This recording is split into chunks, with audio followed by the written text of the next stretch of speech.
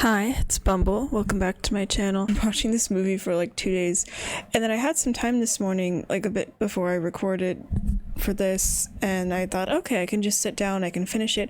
I didn't have much of the movie left either. I was at the part of the movie when the mob is trying to get into the castle and the furniture is in the process of beating them up. So there's like very of little of the movie left. I was like practically almost done. I probably needed like 10 minutes left or something. So then I hopped on YouTube TV, and I don't know what's wrong with it. It says that it's in my library of like things I can watch, but it doesn't give me the option to play the movie. So now I can't finish it. I actually didn't really remember, honestly, so it is sort of nice in that sense to rewatch it to get more familiar. And I do like some of the changes they made, actually. Out of the live action remakes, this is one I'm like, well, I can just say in like general thoughts terms, not my favorite of the live action remakes. There's ones that I like better. I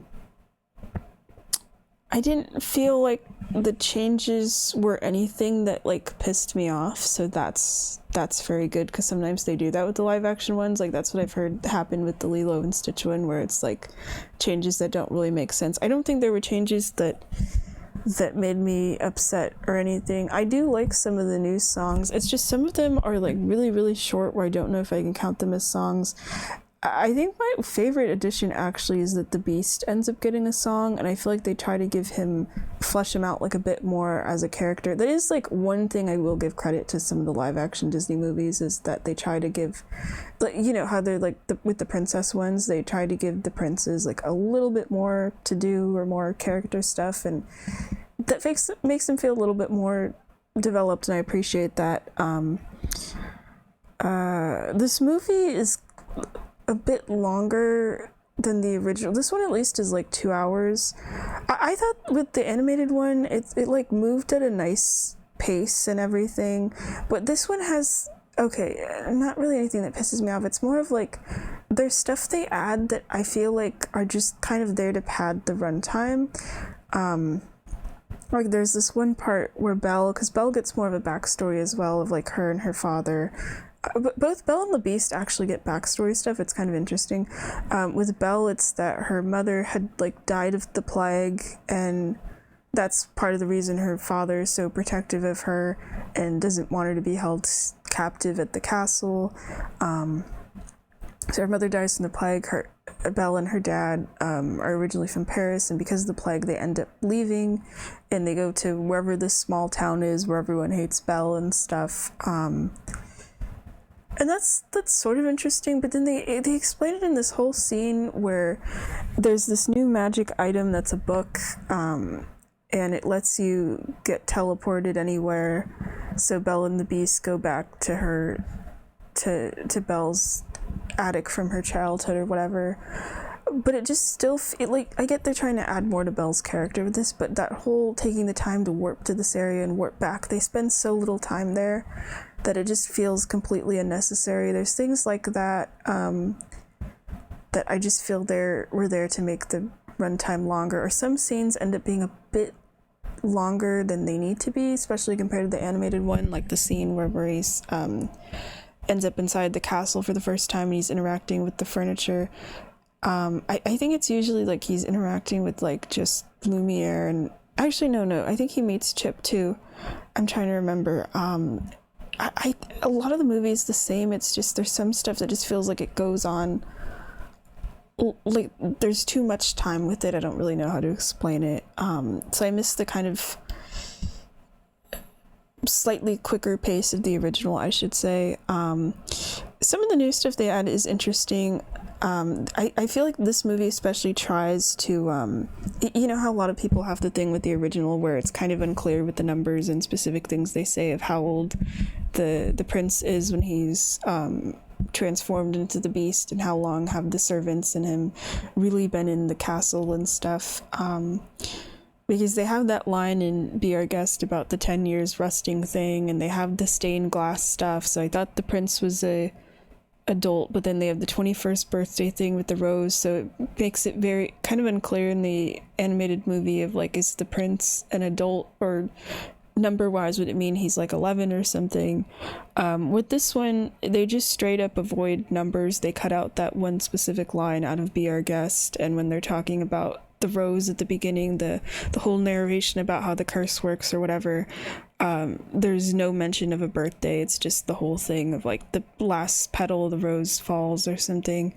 So I actually kind of like that change. It makes things a little more clear. They do give the beast a little bit of a backstory as well, like barely anything. It's just of this where Belle's constantly asking like, why do you guys care about this guy? He's kind of an asshole, and the servants are like, oh, his mother died when he was young and his father didn't treat him well, and that's the thing that like truly made him a monster or whatever. And you see the beast as like when he's like a small child or something, and it's really awkward because it's the start of some really nice song, but it starts with him as a kid. It's like a flashback thing, and his mother's, she's on her deathbed or something, and it's like, oh, okay, I guess that's the way we're starting this song. Day in the Sun. Oh yeah, that's one of the new songs. I did actually kind of like that one. But yeah, I'm glad they do get rid of the number thing and make it a little more it feels like a little more clear of like, okay, yeah, he's supposed to be an adult and stuff when he gets cursed or whatever. They add a new thing with the curse as well that I actually did like, the detail where it said that everyone outside of the castle just forgets that the castle and the prince and all the servants exist in the first place. Because I mean, I'm not really sure how far the castle is away from like the village that Belle lives, but I always thought it was kind of weird in the animated one. I mean, unless the castle is like super duper far away. I mean, it does seem like it's at least a day's ride. So on one hand, it's like, if the castle's semi-close, it'd be weird of like, how did they just forget about this kingdom and the prince that lives there? But at the same time, if it's super far away, that kind of makes sense if it's, you know, sort of hidden and stuff and they just kind of stumble on it. But I do like the detail here that the characters forget about it, the villagers, especially because when the mob shows up into the castle, some of the villagers specifically say, oh, why does this seem so familiar? So I have a feeling and I feel like that it makes me feel so bad for the servants of like, their families are probably out living in that village or something and have forgotten their relatives that live inside of the castle. I just feel so much worse for the servants in this one. Like, they have the added detail that they're literally turning less and less human every day with the curse. Like, some of them are sprouting more feathers or turning more metallic, and that's gotta be like body horror wise kind of horrifying. And I feel like the servants are more pushy this time to the prince of like, hey, you better romance Belle or we're gonna leave you in a dark, dusty castle alone and not want to interact with you if we end up as furniture forever. Like in the animated one, it feels kind of more of a gentle push of like, hey, you should romance Belle. Like, they have their own agenda of they don't want to be furniture anymore. But in this one, it feels like they're a little bit more pushy. But that's completely fair, you know. Or they have this, I think one of the biggest changes is they have this whole intro of like, what it did make me miss the stained glass intro in the original a bit, because the stained glass art was pretty of showing basically what happened. But then here it's like you actually get to see the prince when he's human and him interacting with the servants, and you can even kind of tell like which ones are going to become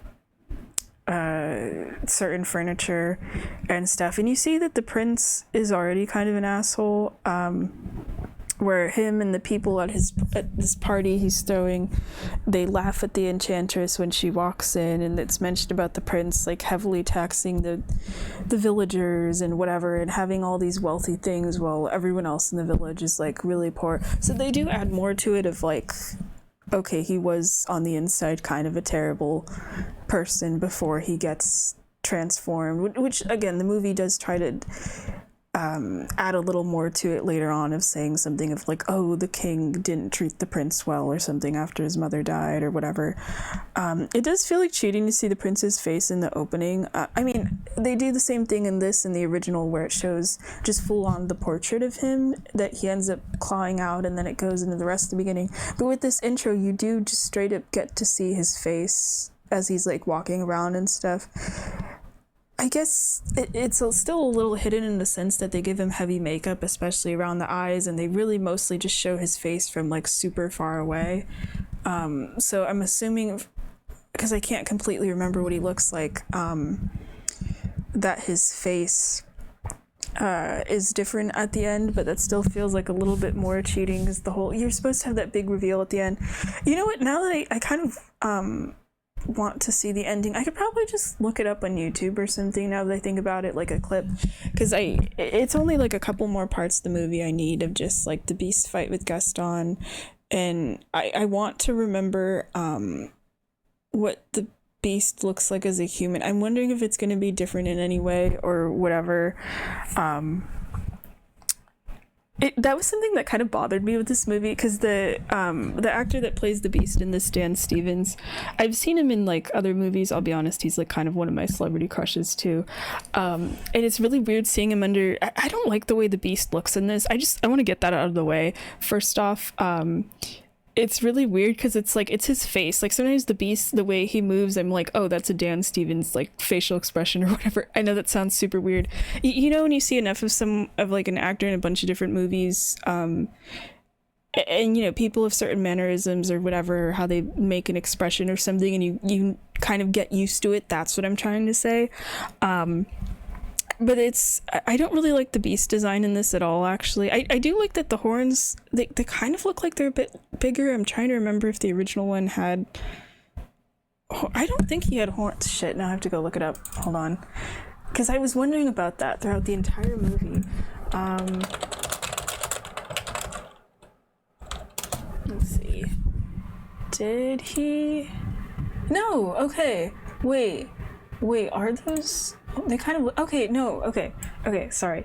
Yeah, okay. The Beast in the animated one does have horns. The thing I couldn't really tell, they try to make the horns more prominent in this one, which I find interesting. Like in the animated one, his horns are really small and they're like a darker brown. They kind of don't really look like horns. They look more like they blend in kind of a bit with the fur. They're like very small. But then the ones in the live action one, for some reason, are like freaking huge and go past his head, which kind of makes me think more of like a ram or something. Actually, if anything, his design in the live action, it's funny, like the animated one makes me think more of like kind of like a dog or something. But then the one in the live action one makes me think of like more of like a buffalo, I think, because the ears. It's just, I don't really like the way they handled his face, and I get he's being played by like a live action, like a real person and stuff. Like with the animated one, I feel like he looks more like kind of monstrous in a sense of like having really small eyes, and the nose looks like an animal nose, and then it's like the thing with his jaw and like the fangs is that his fangs always look like the bottom two fangs are always kind of sticking out, where you think, okay, yeah, this person does look kind of a bit more like animal like or whatever. But then with the live action one, it's super weird, and yeah, I am fully acknowledging again that he's played by a real person. I mean, no, you know what, no, that's not a good enough excuse, because I'm thinking back to like older movies where they use CGI, or I always think of like Pirates of the Caribbean, like with the character Davy Jones, you know, the one that has like the octopus face and stuff. He looks like an octopus person and stuff. Like the eyes are still human, but they do a great job with that. But then here they make the Beast look too human-like, and it's really weird. Like his nose, the shape of it is like a bit thinner. It's more human-like. I think what bothers me is the mouth. The mouth, like if you look at the mouth of the animated Beast, like I said, it's like a lot wider. The fangs are sticking out and stuff. It kind of just reminds me of like a dog or something. But then with the one in this one, he has like full-on, just straight up like human lips, and it makes him look kind of creepy. Not as creepy as I think he could have been. This isn't creepiness levels of like live action Little Mermaid Flounder or something, which just looks, why did they do that to Flounder? But yeah, his face looks too human. It's so weird for me, because it's like, I look at it's like I know who the person is underneath all the CGI and whatever. And I think Dan Stevens does do a good job playing this character and stuff. But it is weird with the voice too, where it doesn't feel like his voice either, where it's like really, really deep, but it does sort of fit the character. But actually, it almost feels like it's a little too deep compared to the other one. But yeah, his face looks too human here, and it just makes him look really creepy. I feel like they could have done less like CGI stuff with making him look like the Beast and more of like practical effects and makeup. I feel like it could have looked really cool. And it's so awkward because I've seen other movies where it's like a live action version of Beauty and the Beast, where they make the Beast look a lot better. Like there's this one that's I was gonna say that's French, and then I remember, oh right, the story is French. And it's supposed to take place in France, which I have a comment on that too. Oh gosh, I'm like completely blinking out on the actor's name. The actress that plays Madeline Swan in the James Bond movies, she's in an adaptation of Beauty and the Beast from like 2015 or something like that. The one that's like before this one, where she plays Belle. I'm assuming it's also called Beauty and the Beast. I don't remember. Now I kind of want to rewatch that one. Let me see.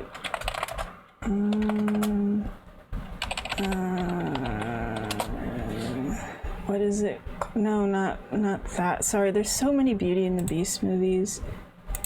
Okay, I found it. I'm going on a slight tangent here. Yeah, it's Lea Seydoux. I don't know how to pronounce her name. And Vincent Cassel. Yeah, it's just called Beauty and the Beast. So like again, that's one where the Beast is played by like a human person and stuff. They kind of make him look more like a lion. I'm just looking at the poster, but he looks really cool. Like they give him like a kind of puffy animated nose. He doesn't have the human lips thing. They make him look really cool. Like, so my point is, there's other live action movies that make the Beast look a little more animal-like. So here he just looks too human and it's like creepy. And I'm like, Disney, you could do better. You could do so much better. But I do like his performance and stuff, and he even gets a song. And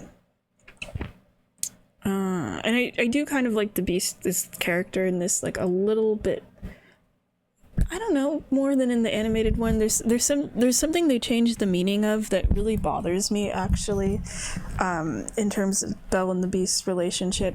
Oh, I mentioned about the French thing as well. Yeah, so the characters, they're like supposed to be French. They're in France. They mention about like Belle being from Paris and stuff. Why are a lot of the actors in this like British, especially with the two leads? It's really funny, especially when whenever Emma Watson, oh yeah, I don't like her singing. Sorry, I have so many things to complain about this movie. I didn't realize until I haven't even touched my notes yet. Yeah, when Emma Watson, when she sings certain words, her like accent kind of comes out a bit more, and then it kind of distracts me a little bit. But yeah, that's really funny. This is like a very French story, and the two leads, I mean, I don't need them to be French. It's just kind of funny to me. I'm like, why is everyone British?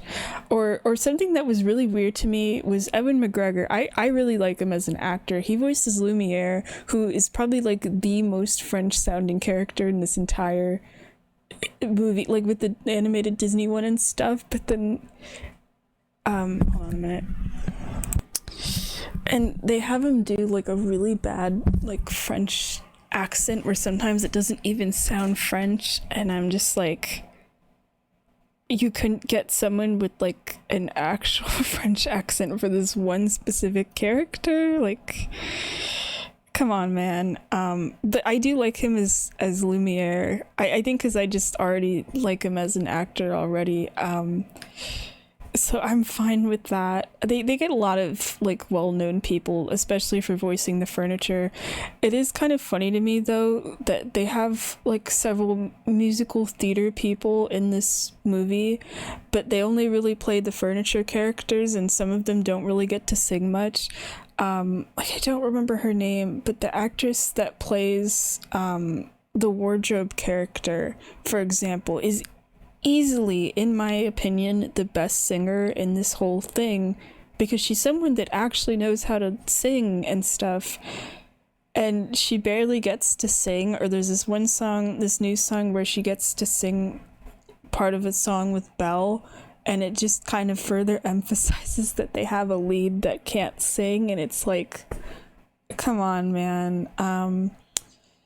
Or like Josh Gad, I think, was one of the only people I actually was like, okay, I feel like that's a really good casting for this character, because I was literally saying when I was talking about the animated movie that the character LeFou already kind of sounds like Josh Gad anyway, you know, in the animated 90s movie. So I feel like that was a perfect fit, and he does a good job with the character. They do change his character a little bit, where he kind of feels like he's a little bit more sassy and not really as dumb. Like, you can tell he's like definitely smarter than Gaston in this. He makes a lot of kind of snarky comments about stuff.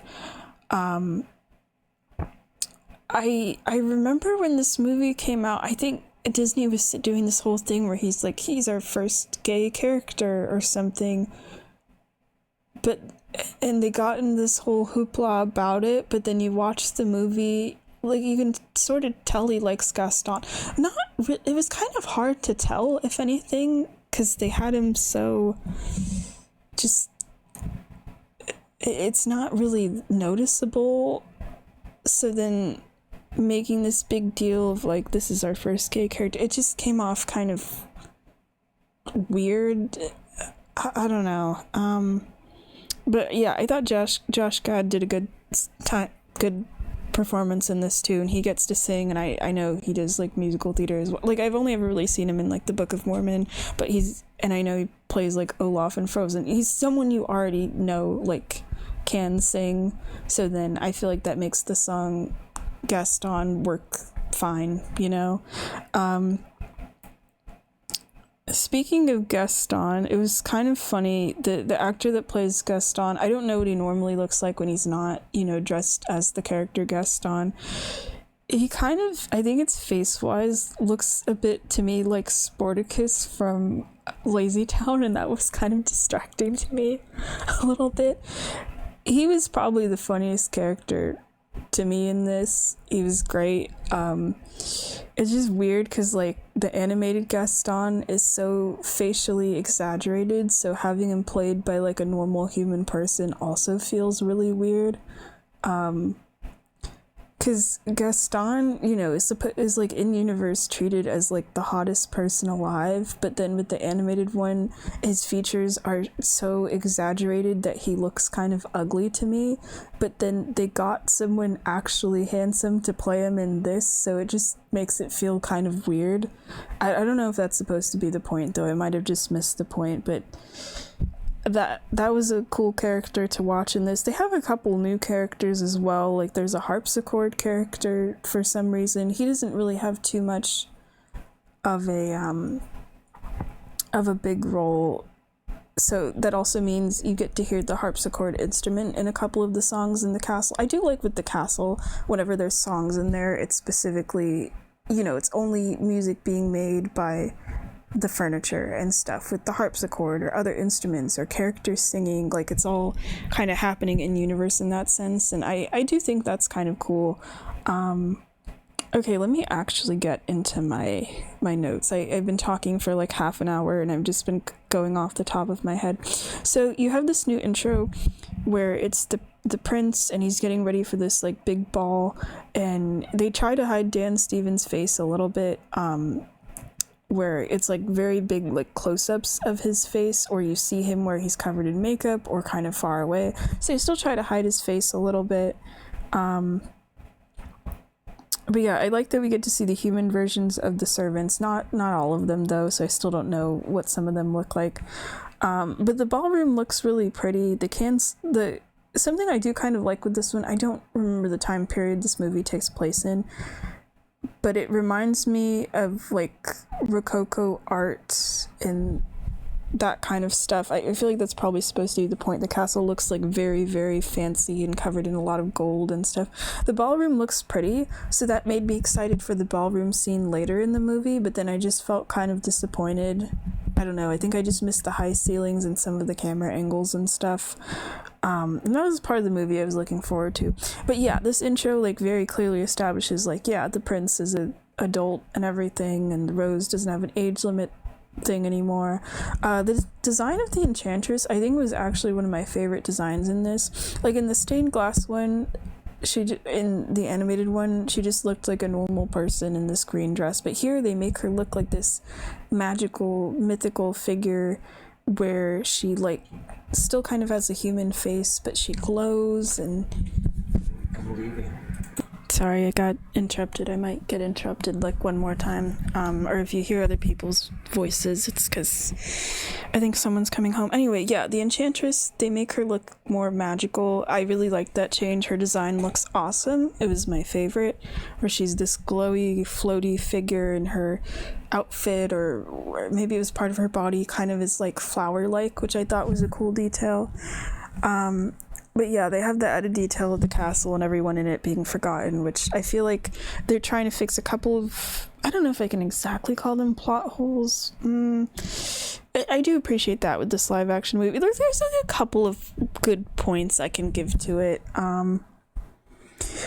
And then you have the first song. The library in the town feels so much smaller. Like, it felt like it was a normal size in the animated one, but in this one, there's only like a couple of books in there. But I feel like that sort of fits because they make more of an emphasis about like Belle being a bookworm as a weird thing. Like, there's some new scene where she tries to teach a little girl how to read, and they're like, what, you're gonna teach a girl how to read? It's already weird enough you're the only girl in town that reads. But it's also that a lot of the characters are illiterate. Like, there was a joke I laughed at later in the movie where in the song Gaston, LeFou is trying to spell Gaston, and he just straight up says like, oh, I just realized that I'm illiterate, and he's never spelled out the word Gaston before out loud. So yeah, I do think it's kind of interesting. I don't know how I feel about it, of like they try to make Belle seem more unlikable through the villagers' eyes, through her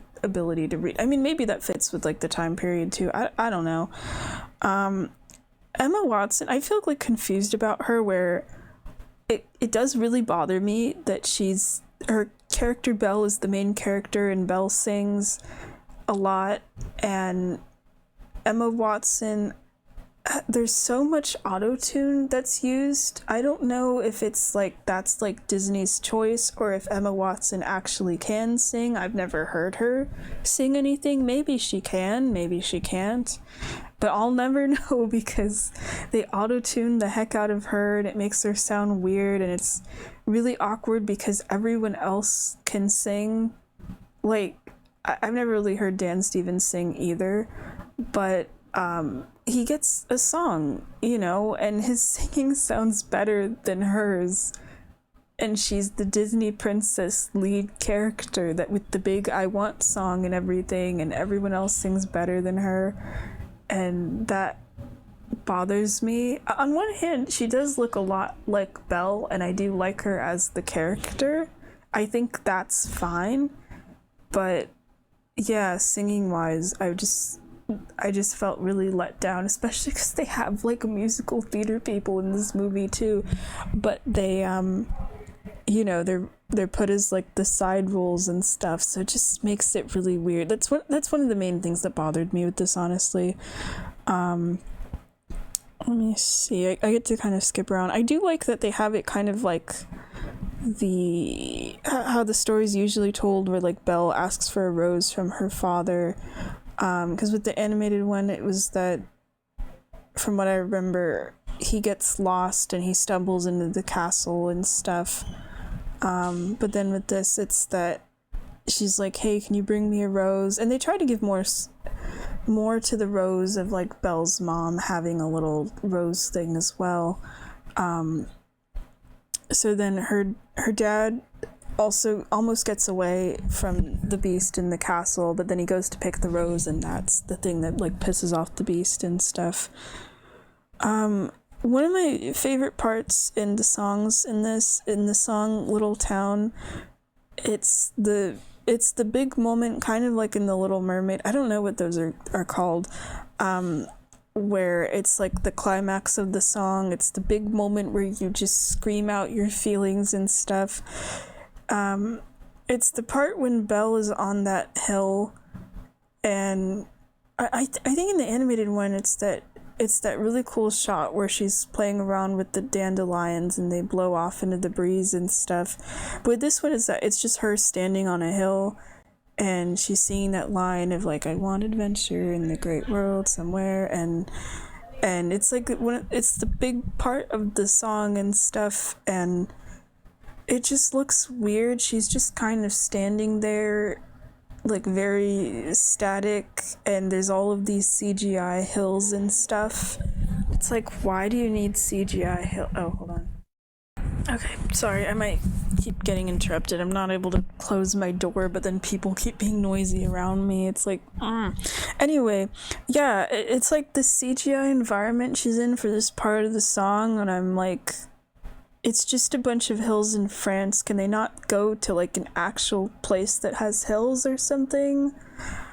It just felt really weird. I feel like this movie has like so much CGI. That's what's crazy to me with the live action remakes, where it's like live action remakes and real people, but then there's so many characters that are CGI, and I sort of get it for like some of the animal sidekicks and stuff. But then for one of your main characters to have like a heavy use of CGI too for the face and stuff, where it makes him come off kind of creepy, it's like, hold on, I have to scroll through my notes. But yeah, the part of Maurice in the castle could have been a little bit shorter. I feel like Maurice as a character is a little bit different too. He feels like a little bit more bumbling, but kind of grandfatherly in like the original, but then in this one it's like he feels like he's a bit smarter a lot more of the time, but and a bit more capable, but then he does stuff where he like sees the food on the table and just kind of assumes it's for him or whatever. I wrote in my notes, he's lucky this isn't Spirited Away, where he would just get turned into a pig. Some stuff in this movie was at least a little funny. There was a couple of things I did kind of chuckle at, like when he's sitting at the table, and I don't really remember if this was in the original either, because I remember he has interaction with Chip. Oh yeah, Chip is also feels kind of weird too, where it's like a lot of the same lines and stuff, but I think they cast someone that sounds a bit older than how the original ones sound. I mean, I know it's obviously not the same kid, but someone that's a little older, and it kind of makes Chip feel less of like he's this little guy that like helps out Belle and stuff. I feel like Chip, he doesn't have as much screen time in this anyway, where I kind of forgot about him. But then again, I didn't finish the movie, so I still don't know if he goes to like rescue Belle and her dad, where he sneaks out of the castle and stuff. But it feels like he was kind of less involved.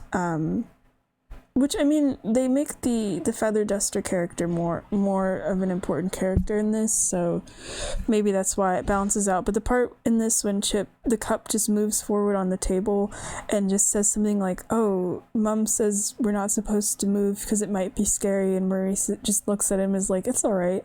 And there's like a pause for a minute, and then he just goes to run off. That actually got a chuckle out of me.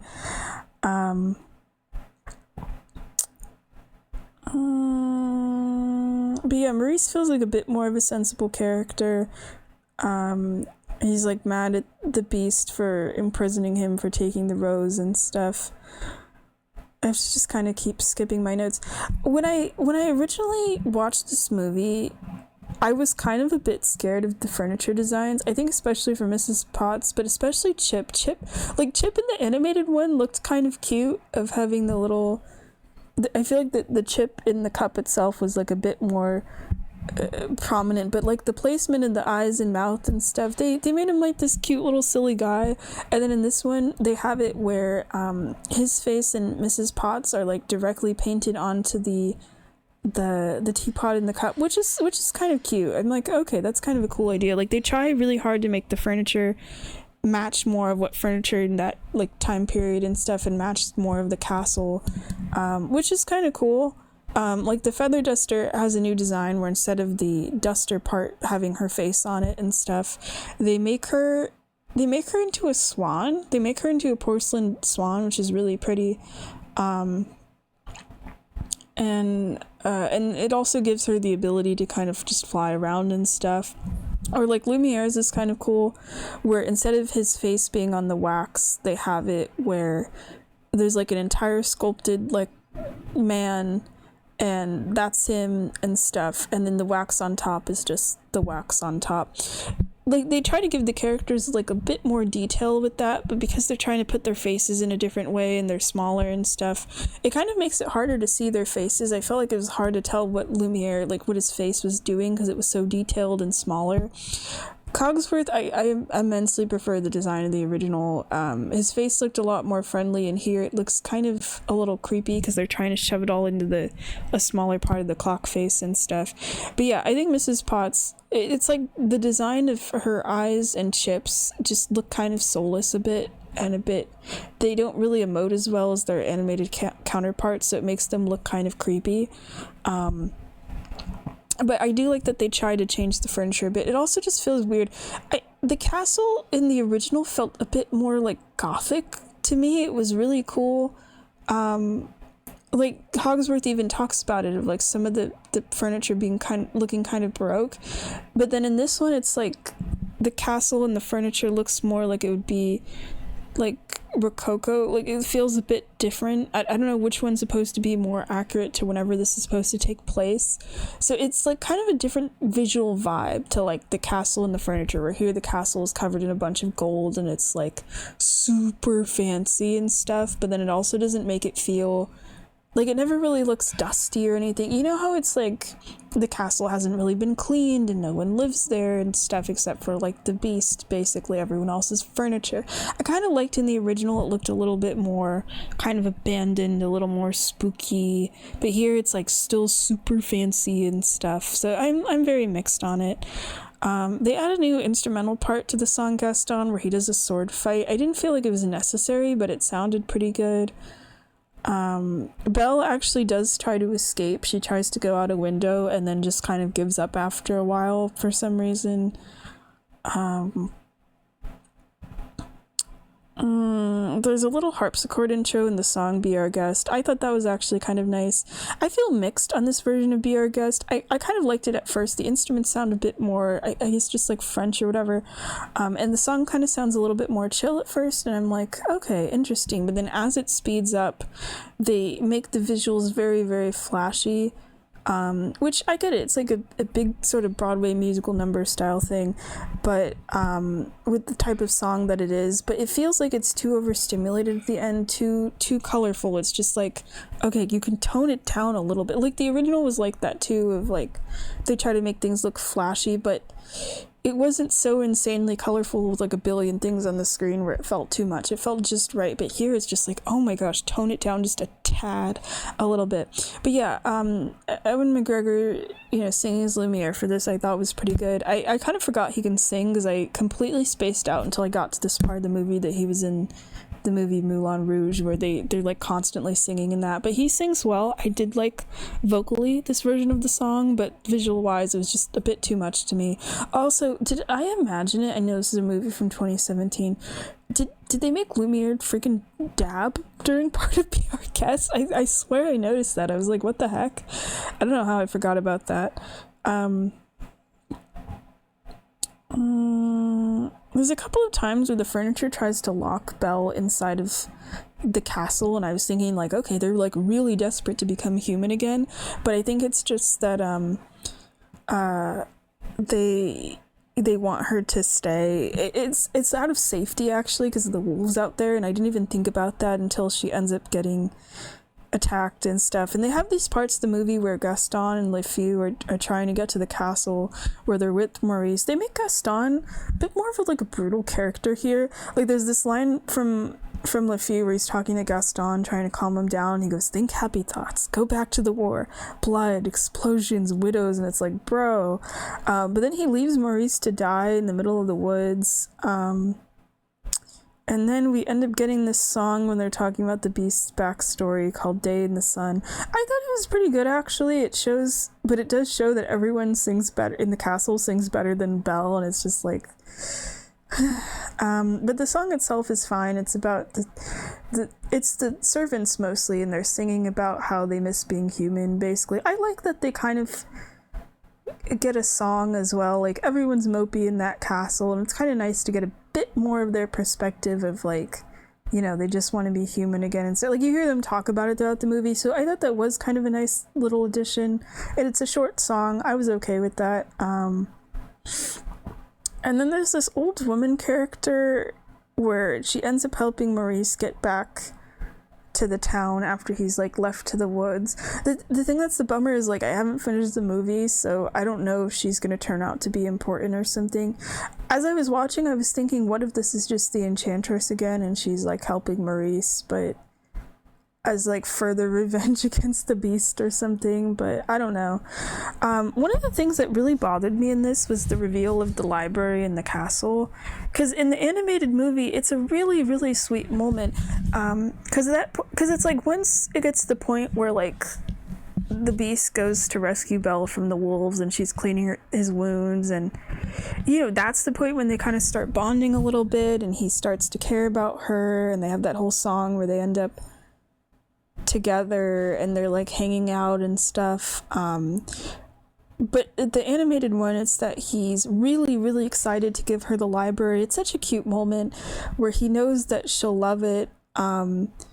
And he, like, closes her eyes and he's, like, in super hyped to see her reaction. He's like, I have a surprise for you. And they go in, you have that opening shot of the library and everything and how massive it is. And Belle is so excited. And it's like a bonding moment where he shows that he really does care about her. And this is, like, the best gift he could give her. And I'm really hyping this moment up because I was so disappointed by how they handle it in this one, where it's basically, like, Belle and the Beast, when she's like, cleaning his wounds, they're talking about books, and it's, like, probably supposed to be more humorous, but they just take away the original meaning of the scene to me, where they change it where it's not a gift to Belle anymore. It just awkwardly ends up becoming hers, where Belle's saying, like, her favorite story is Romeo and Juliet, and the Beast is so disgusted in that, of, like, oh gosh, of course it is, or whatever. I mean, I don't like Romeo and Juliet either, so that was kind of funny to me that he's just like, oh, there's so many better books, and he tells her that, and then it cuts to them in the library and he opens the doors and he's like, look here, there's so many better books than Romeo and Juliet or whatever,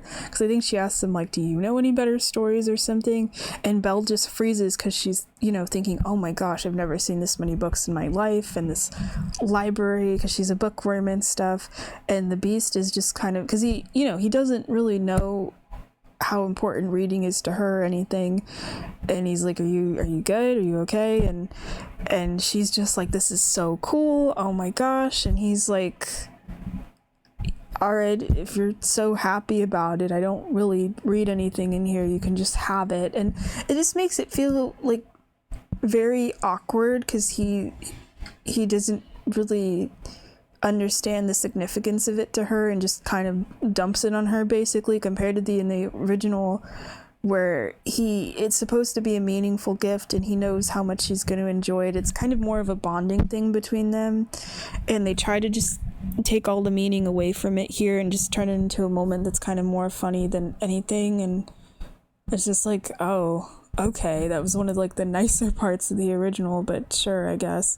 And then they kind of just start hanging out of nowhere, and that's what makes it weird, because at least with the original, it's like, you know, she, like, cleaned his wounds and stuff, she ends up getting the library, they're kind of together a little bit more, and then it goes to the whole song where it's like, there's something more, and it's nice, like, you can really see their relationship growing. But then here, without the library thing, it just makes it awkward, where, you know, they talked about books a little bit and stuff, but they just kind of start randomly hanging out after she awkwardly gets this library. Though I do like the detail that Belle reads to the Beast and stuff. I thought that was kind of cute. And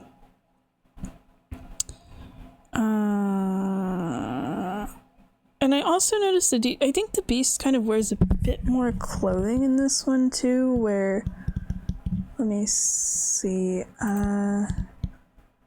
why am I forgetting how he's normally dressed? Because everything that pops up is just... Oh, no, he does sometimes have, like, cloaks and things. Yeah, I forgot about that. Yeah, he mostly just has, like, cloaks and stuff.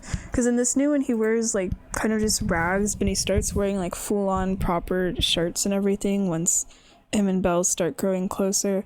And they do try to add a couple new scenes to get them to bond a bit more. Like there's a new one where I did actually kind of like where they talk about how neither of them fit in with where they live, and Belle saying how like the villagers hate her, and the beasts are like, well, the villagers are idiots anyway.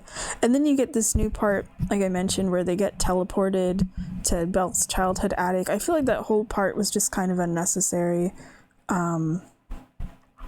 And then you get the big scene where they're dancing and stuff. I don't like Belle's dress. Why does it look like it costs like $5 or something? They try to fancy it up a little bit by this addition of gold leaf at the bottom, but you can't see it from far away. The Beast outfit, I think, looks good though. Like his also has a bit of the gold leaf, but it just looks a bit more detailed. Why does his outfit look better than hers though? That feels weird to me.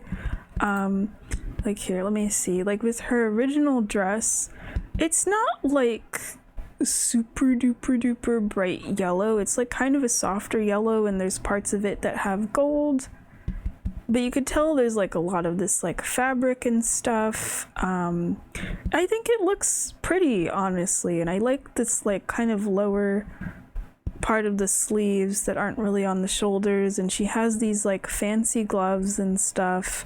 I think it looks really nice, and it's not like super aggressively yellow, and it just has like a little bit of gold in some places.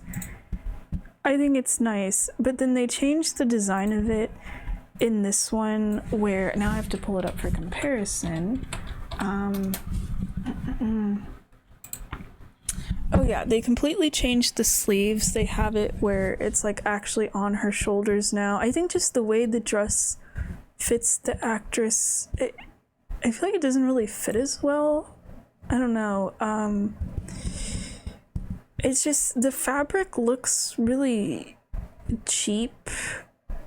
It looks awkward when it like moves around and stuff. They made the dress like a super duper bright yellow where it stands out like a bit too much. It just looks really ugly and generic to me. I don't like it, and it pisses me off because like the Cinderella movie was made earlier. The Cinderella movie is from 2015, so that's like a couple of years earlier. Cinderella's dress in that one is beautiful. It looks great. I loved her dress. It's so like poofy. The fabric looks really nice, kind of fancy. They do add this sort of shimmer to it at the bottom. Like it is different from the original a bit. It's like more of a darker blue, but I think her 2015 dress looks really pretty. So they already proved in a Disney princess movie they can give the princess a really pretty dress and everything, but then in this one they just make her dress look awful, and it's like, why? But yeah, visually with the whole dance that they do, I think I prefer the original, the animated one, because they have these higher ceilings and the camera is like sort of positioned above them, where it makes the room look more grand and large, and here it just kind of looks like a normal room, and you have these shots where it shows them from like really far away for some reason as they're dancing. I just didn't really like the staging of it. And there's this part where they darken the room, because like in the original it's like they have all this light in here and it's really nice, and then with this one instead they decide to darken the room a bit. But then there's this one part where they add like a bunch of little like floaty lights. I just didn't feel wowed this time. The song itself is fine though. Oh, I'm reaching the end of my notes. Okay, so yeah, then Belle ends up leaving and you get the new song Evermore. I actually really liked it. It was a banger. It felt very dramatic. I wrote in my notes it felt a little bit like an older Disney movie, not older than like the original Beauty and the Beast. It felt like it felt like a song that could fit in with this movie, actually, with like the rest of the songs. It felt like it fit in. I can't say that for every Disney live action movie where the new songs sometimes just feel like sound like a bit too modern, but this one I feel like it could fit. And again, I don't know how Dan Stevens normally sounds when he sings. His voice sounds different from like how I've heard it in other movies where it's like a lot deeper here. I wish it was sung a bit better. I don't know if because I don't really know if he can sing, sort of. If they got someone that could sing it better, I'm curious how it would sound like, because it is like a really kind of powerful, you need like a very strong voice and stuff. Lyrically, like, I liked the lyrics, but it also kind of feels like it repeats a bit too much. It's a short song. But you know what? Hey, he sings better than Belle in this, which is just like, what? But it's a really good song. I want to listen to it again. I think that's probably my favorite addition to this movie.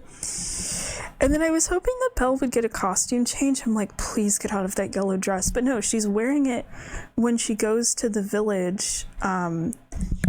I don't remember. It's crazy. I just watched the animated one. I don't remember what she wears when she goes to confront the mob. But yeah, and then the furniture, you get the furniture attack scene, which is where I was forced to stop. I like that the furniture doesn't actually start attacking until LeFou accidentally insults Mrs. Potts, thinking like she's Chip's grandmother, and she's like, grandmother, and then all the furniture starts attacking. I actually didn't get to finish that scene of the furniture attacking the mob and stuff, which in the original I remember it being really funny. I remember one of the characters, I think it was the wardrobe or a chest of drawers, just straight up I think had like a baseball bat or some shit.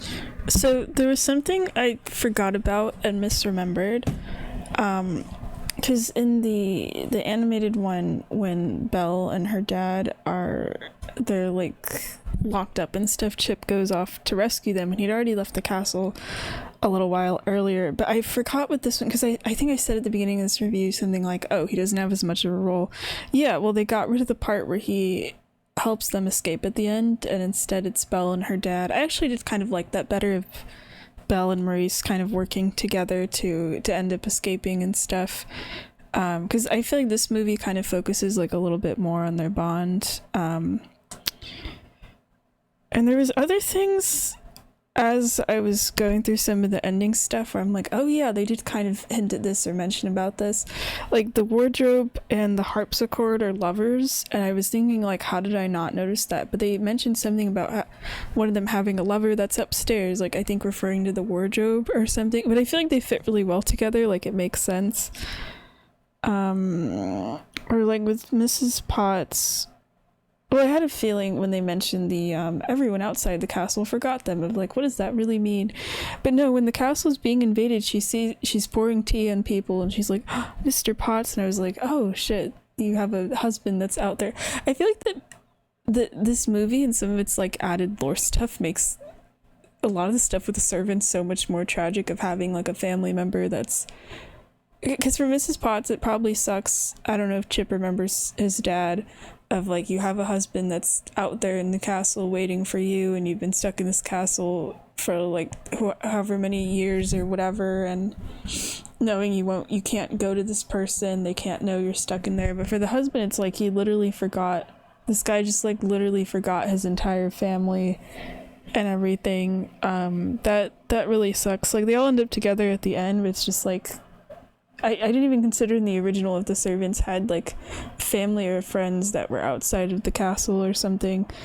Hold on, let me go back through my notes. But the parts with the furniture attacking people was pretty funny. I like the coat hanger that kind of just punches like a boxer a little bit to LeFou. That was kind of funny. Or there's a part where the wardrobe dresses up these three guys in these really fancy dresses, but they're all like really happy about it. LeFou, I feel like he switched sides or something. I wasn't I just kind of assumed so by the end, because he ends up getting crushed, I think, by the harpsichord or something, and he's like freaking out and yelling for Gaston to help him, and Gaston is literally like, sorry buddy, it's hero time. The fact that he freaking says it's hero time was just really funny to me. But yeah, he decides not to help LeFou, and then you see LeFou later with Mrs. Potts, and he's helping like fight some of the mobs. So I guess he's on like the furniture side now, because he does show up at the wedding, which is cool. So I'm assuming him and Gaston aren't like pals anymore or whatever. And then the fight between the Beast and Gaston, I was disappointed in that, like, I get it's a scene that takes place at night, but it's too dark on the screen. Like, I couldn't really see what was going on, and that was a bummer, especially because the figures, they're jumping around on top of these top parts of this castle and stuff. It's like hard to see where they were, what was happening. That's a bummer, because that's like a cool part of the movie. They have this fight, which I remember it being in the rain in the animated one. I thought it was in the rain, and that's why it made things more slippery or something. Wasn't it in like a thunderstorm or whatever? But here it's not. And then Belle's kind of just there. She tries to, I think, help out a little bit. It's just kind of funnier this time, because like the Beast is making these like grunt sounds, or he's like jumping around and growling, but it sounds really goofy to me for some reason. And then when he dies, they have this extra little bit where the furniture also dies too, which I know they mentioned it earlier in the movie of like, oh, every day we become less human. I just thought that meant that they would be sentient and like not able to move anymore, like they would be stuck in place and basically become the furniture but still have human minds. No, it's like way more terrifying. Like they show this thing with Mrs. Potts where she's frantically running around trying to find Chip, and then when everyone like quote unquote dies, her face literally disappears off the teapot. Like she literally becomes an extra teapot. That just sounds more terrifying. Of like, I thought it was going to be that they were going to be sentient but like trapped as the furniture and not have the ability to move, and instead it's that they lose their sentience altogether and like literally become the objects, as if there was never humans in there at all. Because it was that they were like magically turned into objects, not like their souls were stuffed inside of it, but they just become normal furniture. That's terrifying. We have like a whole little scene of that where they all just freeze up and they can feel and tell that they're losing their sentience. Or there's this one part where Chip's running around and he like in midair stops being alive, and a different piece of furniture catches him and puts him on a table. And I had the horrible thought of, if he fell on the floor and shattered while stuck as an inanimate object, would he been revived? I was thinking about that. Like, if the furniture died or something, well, as furniture, would they be revived once everyone becomes human again? Like, I assumed so, because the Beast dies and gets like literally magically brought back to life. But then they have this thing with the credits. Oh yeah, I didn't recognize Stanley Tucci as the harpsichord, but it's kind of funny. You see him at the end in the end credits and he smiles and he's missing a bunch of his teeth, because the harpsichord had completely ran out of the like the white keys. So then that translated to like when his human self became human again, where he's just missing all his teeth. But then Chip is a cup that is like a little bit chipped, but you don't notice any human equivalent of that when he's turned into a real boy. I don't know. And then they have this whole thing where there's this old woman, like I mentioned, there's this old woman that rescues Maurice, and you can see her, she goes with the mob into the castle, but she's not trying to fight anybody, but she just goes up the stairs. And then when the Beast dies, she does this magic thing to revive him, basically, and to stop the curse herself. I thought it was interesting. I mean, you have to assume this character is I'm assuming the enchantress. I thought she'd turn out to be the enchantress, and that it was like she was keeping tabs on Belle and the Beast and everybody this entire time.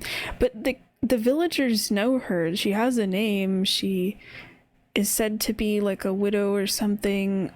So is this, instead of being the enchantress, because the enchantress was this like glowy magical figure, but we can see, and she literally can disguise herself as a old woman at the beginning.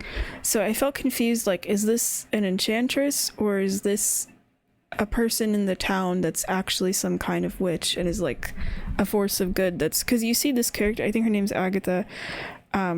She only goes around the movie helping people, helping Maurice, bringing the beast back to life, kind of keeping tabs on things. So that felt a little confusing of like, is she a random villager or is she the enchantress? So it made her addition interesting, but it just made her a little confusing to me. And then they changed a little bit the scene when the beast transforms as well. I thought it was a bit nicer in the animated one. It feels more awkward to watch here, because in the animated one it's like Belle looks at the beast. It was always funny to me because she has this look on her face for a little bit where she looks almost disappointed, like like almost in a way like she preferred how he looked when he was like physically the beast and stuff. But he looks at her she looks at him kind of confused, and he goes, "Belle, it's me," and then she looks at his eyes, and then they go to kiss or something. But I like in the original there's this sort of confusion, like she doesn't really recognize him at first, and is having some thoughts about what he looks like. And then in this one it's a little weird where they don't talk to each other at all. It's just that they're kind of walking towards each other and they touch each other's faces, and she doesn't look confused or upset or anything. She just looks really happy. And then they end up kissing, and that's it. Though there's this one part I like where they do have a close-up of the beast's eyes now as like a human and stuff. And I was thinking like, oh, is it to remind her of like she'd seen the painting before, or because she'd stared at his eyes so much as the beast, you can like look at someone's eyes and tell like, yeah, that's the same person and stuff. Because it's normally kind of a sweet scene, but here I think because neither of them are allowed to speak, it just feels a bit slower, I guess. It doesn't really feel like as romantic to me. But I will say seeing Dan Stevens with long hair looks really pretty. That made it worth it, suffering through him being a CGI abomination throughout the whole movie. Or I feel like abomination's a strong word, but he looked really weird. I feel like if anything, from having to watch this movie again, which I wasn't forced to, I made this choice, I did this to myself, and it's not the worst live action Disney movie I've seen or anything. I'd say it's mid, honestly. But there's some new stuff that I liked with it. It just makes me want to watch that other one that I was talking about, where they have like actual French actors playing the characters and stuff. Though I've heard with that one, I've seen it before. It's really pretty, but I've heard that the Belle and the Beast relationship isn't as strong, so I'm like hesitant to go back. But then they have a bit of a reprise of like Tale as Old as Time, or whatever it's called, Beauty and the Beast or something, at the end of the movie when the characters are dancing around. So that ending section is a bit longer, but I actually like that edition where it starts off with, since I've watched the credits now, Adora McDonald, she voices the wardrobe. I knew I'd seen her in other stuff. Her voice sounded familiar because they show her again as like a human at the end and stuff, where she's singing and stuff. She's the one that starts off the Beauty and the Beast song, and then Emma Thompson as Mrs. Potts. I've seen Emma Thompson in like a ton of movies when I was younger. Mostly I remember her from Nanny McPhee. I don't know how I didn't recognize her voice as Mrs. Potts. Like, they got so many well-known actors to voice the furniture. I recognized like almost all of them once I saw the credits, but then I couldn't really recognize their voices, when they were voicing these characters. It was kind of weird. But yeah, I like that they have the song again. They have like two different people singing it. That was cool. And just the dance scene at the end is pretty nice. They do have Belle and the Beast talk to each other. It's just this one line exchange. I've heard it was supposed to be, I don't know if it's true, with the animated one, the line was also supposed to be included, but it was like cut or something. But they have it where Belle asks the Beast how he'd feel about growing a beard. Oh yeah, I keep calling him the Beast because they never refer to him by a name in this, like even once he turns into a human or something. Not that she's like continuously calling him the Beast or anything, but that's always just been kind of weird to me. They just like, he's a person, he has a name, but no one refers to him by name, even when he's in the room, even when he's like not physically turned into a beast anymore. Like at the end he ends up hugging Lumiere and he's like, oh, my old friend, and Lumiere bows to him, but they don't like greet each other by name or anything. But yeah, Belle asks him like, how do you feel about growing a beard? And he like growls at her. It was kind of cringe. I think it would have been more cringe if it was in like the actor's own voice doing the growl, but instead it sounds like it's an audio of like a dog or like a monster growl or something, like how he sounded when he's the Beast, because I don't even know if he goes back to like Dan Stevens' own voice by the end, because as he's like playing the Beast, his voice is like a lot deeper because he doesn't get to say anything, and I was wondering about that the whole movie. But the credits are cool in that it shows the actual actors and their animated counterparts and stuff. It kind of reminded me of like a the curtain call thing they do at the end of like plays and stuff, so that was kind of nice, and that's when I was recognizing all these people and names on screen and stuff. Because Adora McDonald, I'm trying to remember what I specifically remember her from. I thought she was Grace in one of the Annie remakes. I think that's where I first saw her. I just don't remember. I have to Google what year it is. Hold on. Okay, yeah, I thought so. Okay, because I'm going on a slight tangent here. Because when they showed her in the credits, Adora McDonald, I was like, why does she look so familiar? It's the version of Annie that I grew up with, was the 1999 one, and she plays Grace in that one. I should have recognized her voice because she gets to sing in that movie, and I remember watching it when I was younger, and I thought, oh my gosh, her voice sounds so pretty. But yeah, I didn't realize she was in this, but yeah, she still sounds great. Because I know she does like musical theater stuff too. I gotta really check that out, honestly. And then the credits song, Celine Dion gets to do the credits song, which is really nice. Kind of like she got to do the version of the Beauty and the Beast song in the other movie. She sings a song in the credits called "How Does a Moment Last Forever." I wasn't really too much of a fan of it. I'm like, I think just because her voice, she's like a bit older now compared to, 1991 or whatever the other one came out. But it's still like a nice little song. I just wasn't really a fan of it. And then I was looking on YouTube, and there was other songs that like weren't part of the movie, but that were done for the movie, if that makes sense. Like the Celine Dion version of Beauty and the Beast also got like a redo, but it's and I'm kind of done talking about the movie for now. I'm just pausing for a second.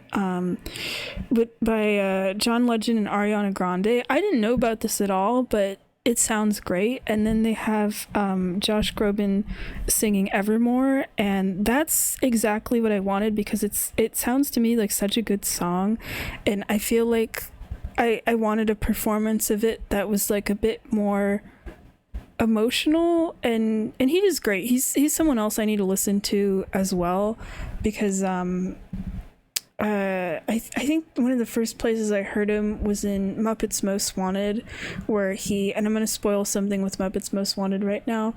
They have a guy that's in like a locked up containment that has an absolutely wonderful voice in that movie that sings a couple times, and then it's revealed to be him at the end. And ever since then, I'm like, okay, I need to see him in more stuff. But yeah, he does Evermore in, it's like a music video thing or something on like the Disney YouTube channel or whatever. But it's great. That's exactly what I needed for that song. I'm glad that kind of does it a bit more justice. But yeah, that's pretty much my thoughts on this. I can say this with all the live action ones so far. I prefer the animated one. I don't feel like any of these remakes are necessary, but whatever. But I feel like this was one of I know I called it mid. I feel like I can say that because I wasn't blown away. It wasn't bad either. I did like some of the new additions, but I also didn't really care for some of the changes, but it's more of like smaller things, not stuff that like, kind of pissed me off or whatever.